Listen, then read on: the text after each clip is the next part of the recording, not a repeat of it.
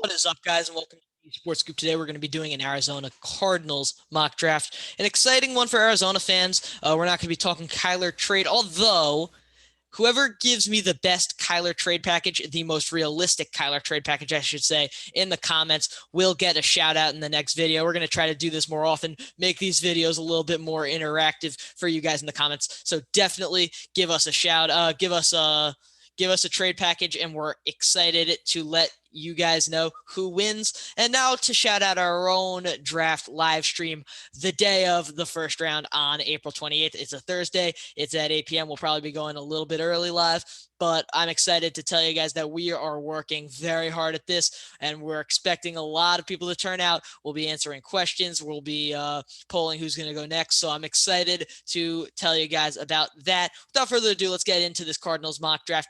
Make sure to leave your comment. Best Kyler trade package for both sides, most realistic. So you see 23rd overall pick, and right there, you see Jameson Williams and Chris Olave taken right in front. And I was kind of circling in at receiver and corner, but the corner class kind of drops off right after Trent McDuffie, so they're not going to be able to do anything there. Looking at this board, I am intrigued by Tyler Linderbaum because Rodney Hudson could not snap the ball into Kyler Murray's hands to save his own life last season, but I'm not tempted enough to make that change right there. So I think I'm actually going to, I think that's what I'm gonna do. I'm gonna I'm gonna browse the corner position, and I think I'm gonna go receiver. Yeah, I'm going to go receiver, and I'm going to take Jahan Dotson out of Penn State. The best hands in the class. He didn't drop a single pass last season, and he's not that big guy that you're looking at with a Treylon Burks or Christian Watson at that pick, who I think a better contrast to DeAndre Hopkins on the other side, while you can let Rondell Moore sit in the slot. So I think that's a good pick, definitely. Now I'm looking at corner for the next round, because their corner class, if I can pull Tyler Gordon out of here, this is an excellent draft already, because he was on the same and there he goes. But I was about to say I'm happy with Tariq Woolen, but he got taken right in front of me, and I am happy with Roger McCreary as well. I'm just going to look at my edge options. I do like Josh Pascal, a really good story. He recovered from cancer. I'm not going to be able to just take him because of that as much as I'd like to, though. I am going to go back to corner position. I'm going to take Roger McCreary, played in a great conference in the SEC, and was able to hold some really great receivers to pretty minimal games. Treylon Burks, to be specific, did not have a good game against Roger McCreary. Roger McCreary, very, very good ball skills and very good at tackling. He's kind of a complete package, just not elite in the way that some of these other guys are. So I got corner down, and I got wide receiver down for Arizona. I believe that leaves a lot of happy Arizona campers. Now I'm really going to target the defensive line, specifically the edge rush, because of the losses to Chandler Jones, and J.J. Watt isn't J.J. Watt anymore. So I am going to take Mijai Sanders out of Cincinnati. I really like Mijai Sanders. I always have. Definitely fallen down on boards, but even since the Senior Bowl, I was really excited to see him play. He didn't really show out as much as one might hope he would, but definitely an interesting prospect. He was the second best piece in that defense at Cincinnati, behind obviously Sauce Gardner. Let's see what Arizona can get done next. What do you guys think about James Conner, by the way? Also in the comments, let me know. Do you think that Chase Edmonds or James Conner was more important to that backfield? Because the Dolphins, who are my team, signed Chase Edmonds, and I'm very excited about him. But I want to know, who did you guys think was more important? Just let me know in the comments. Chase Edmonds or James Conner. I don't know when Arizona's next pick is, but I'm going to be targeting most likely another running back option, because Benjamin is not a good enough backup running back, and it is late enough in the draft where I can take a backup running back. I'm definitely interested in taking Pierre Strong out of South Dakota State at this pick when he could be open, and I'm also interested in Rachaad White. He is a really good pass blocking back and a good pass catching back. So I don't know when my next pick is. Why is it taking so long for me to have my next pick? Definitely interesting. Well, I know Pierre Strong is still here. I can only hope he stays still here. Do I have any more picks? There goes Hassan Hoskins. I'm gonna need. I like Zaquandre Wright, and I do like Ty Chandler as well. Tyler Goodson, not as much.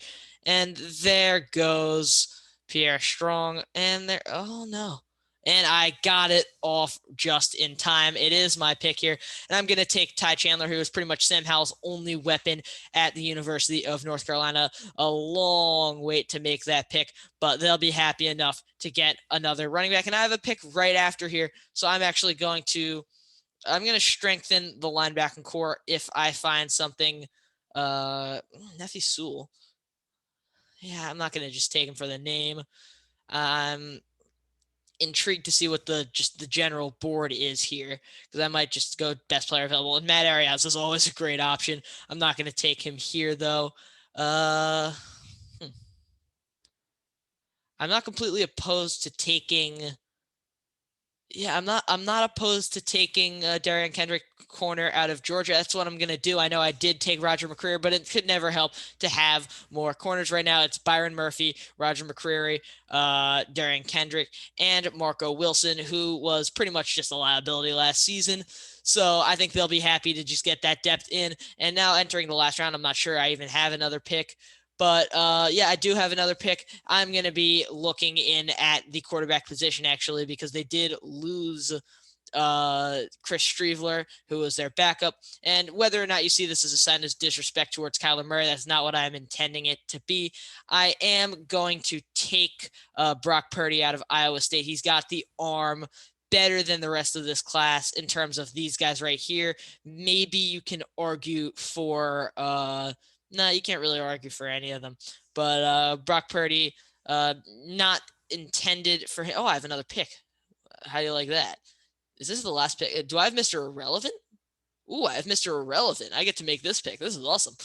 Now this is. I want to make this pick. Okay. Let's see. Inside O line, it says is our biggest need, and at this point, I couldn't tell you whether or not they're right or wrong. So I'm going to take their word for it. And I actually like Stuart Reese. I like Stuart Reese here. So that's crazy. I had Mr. Irrelevant. I didn't even expect that. So to run it down, Jahan Dotson, Roger McCreary, Mijai Sanders, Ty Chandler, Darian Kendrick, Brock Purdy, Stuart Reese. Stuart Reese, very good in the run protect. Maybe most notoriously, you saw him rip off his own running back's helmet, in which Dameon Pierce ran into the end zone, helmet off. They collided, and he actually pulled off his own guy's helmet accidentally. And not the most glowing review of a guy, but I knew who he was, so I might as well take him as the Mr. Irrelevant. And Dameon Pierce plunged himself into the end zone head first without a helmet, which is super dangerous. But that is all for the video. You see Arizona taking two corners who will probably both be starting. Mijai Sanders, who can help out on the edge. Jahan Dotson, who will absolutely be a star, I believe, from day one and going forward. I think he's my wide receiver 3 in this class. I'm very excited to see where he goes.